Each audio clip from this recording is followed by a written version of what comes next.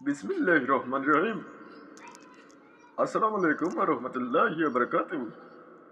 প্রত্যেক মুসলমানের জন্য আমার সালাম। ভাই, সামনে রমজান মাস চলে এসেছে। সবাই রোজা রাখার জন্য অ্যাক্টিভ থাকবেন। পরিবারের সকলকে রোজা রাখার জন্য সবাই অনুপ্রেরণা দেবেন, এটাই আমার কাছ থেকে অনুরোধ।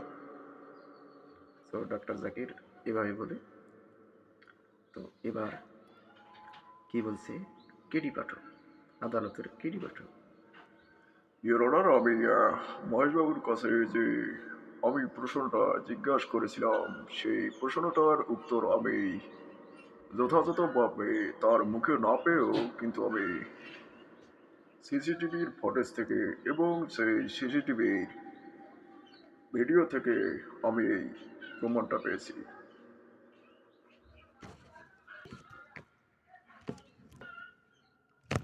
ইওর অনার, মিথিলা যখন তার স্বামী মহেশবাবুকে বলে যে রাতে বাইর হওয়ার জন্য, কিন্তু তখন তার স্বামী রাতে বাইর হয়নি, আর সেই হাইওয়েতে দারোয়ান ছিল না।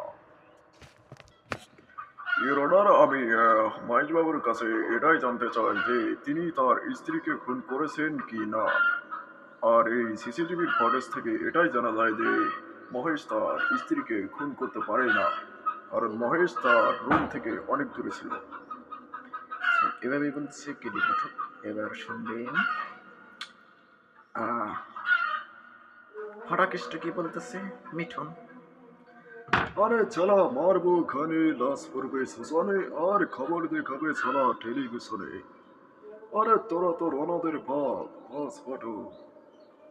তো এভাবে বলে ফাটাকেষ্ট। এবার শুনবেন প্রসেনজিৎ কিভাবে কান্না করে। মা, ও মা, আমি ওই টাকাটা দেইনি মা, বিশ্বাস করো মা, আমি ওই টাকাটা দেইনি মা, তুমি আমাকে বিশ্বাস করো। ও সোনা, তুমি তো বিশ্বাস করো ভাই, আমি ওই টাকাটা দেইনি ভাই। সো এবারে বলে প্রসেনজিৎ। এবার শুনবেন সিআইডি থেকে দুই জঙ্কার এসিপি প্রদ্যমান এবং দয়া কি বলতেছে।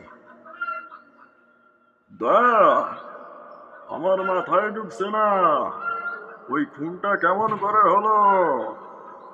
কেমন করে হলো ওই খুনটা? না দেখেছে ওই বিল্ডিং এর দারোয়ান, আর না উঠছে ওই সিসিটিভি ক্যামেরায় সেই ফটো। আর মালিনীও আমাদের একই কথা বলেছে। ভাবো দয়া, ভাবো।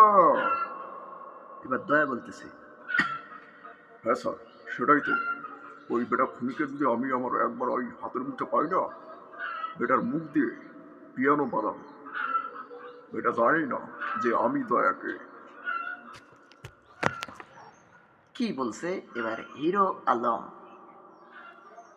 নাচতে পারি, ফাটাতে পারি, দিতে পারি ডাব্বা। ওই এক মিনিট যাবি, আমি তোমাদের আব্বা, নামটা আমার হিরো আলম, আমি সন্ত্রাসীদের লাগাই মলম, মারবে বেতলায়, বেতা করবে নিচ তলায়। বুলবুলি, বুলবুলি তুমি আমাকে ভুলে যাই না বুলবুলি, আমি তোমাকে ভালোবাসি বুলবুলি। হিরো আলম এভাবে বলে। তো আজকের ভিডিওটা এখান থেকে শেষ।